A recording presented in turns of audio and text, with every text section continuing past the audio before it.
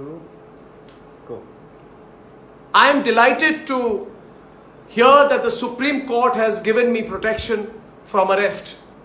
I am deeply grateful to the Supreme Court for also upholding my constitutional right to report and broadcast, and for defending my freedom of expression and my freedom as a journalist. As you all know, there have been over 150 FIRs that have been filed by the Congress party in a clear attempt to intimidate me and my network from reporting, especially on the Palghar incident. I am very grateful that the Supreme Court has not allowed the Congress party to harass and intimidate me and my network by filing hundreds of cases, especially in states which are Congress ruled. As you are all aware, Congress leaders have been intimidating me and have been threatening me with physical violence. I am deeply grateful that the Supreme Court has noted the violent assault on me and my wife, Samyabrata Ray, editor of Republic, day before night. I am very grateful that the Supreme Court, taking view of the violent attack on me by Congress workers, has asked the Mumbai Police Commissioner to look into the security of my physical establishment, the Republic Network studio, and for me personally. For all of this, I am deeply indebted to the Supreme Court of India. My faith in the country's highest to the Supreme Court of India.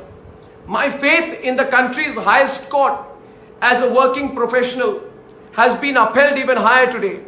And I bow down to the Supreme Court for the manner in which they have defended my rights as a journalist today. I am deeply grateful to the millions of people who have supported me. I am deeply grateful to citizens of India who have written to me at a time when me and my family are being subject to harassment by the Congress party leadership. And I request the Congress party leadership to reconsider its path of trying to coerce and intimidate a journalist in the line of duty, to take things out of context and to use wrong and fake social media handles to intimidate me. My dear friends, in the course of the last 72 hours, numerous attempts of physical violence and threats of physical violence have been made against me.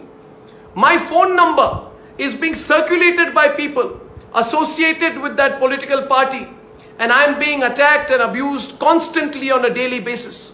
I can share the details of the people who on the phone have been abusing me and attacking me. And I just want to tell all of them, this kind of hate and intimidation can never win. It has never won, and it will never win in an independent country. I am not going to be cowed down by the physical violence, by the threats, and with the abuse. It will make my resolve to report independently even firmer. And I also want to tell the lawyers of the Congress party that it is absolutely unethical to report independently even firmer. And I also want to tell the lawyers of the Congress party that it is absolutely unethical to take a 30-second clipping out of 100 hours of programming and have the temerity to raise these, misrepresent, change the context, and try and vilify an individual or an organization. I am grateful to all the media bodies, to my fellow journalists, to people from all across the country, to people from every part of the country. I am deeply and deeply grateful for your love and support. We will continue to report fearlessly, and once again, I thank you all for your strong support, which means the world to me. I carry that support in my heart, and it makes me stronger every day, and especially at this point. As one Indian to another, I thank you all. And once again, I thank the Supreme Court of India for defending me at this time.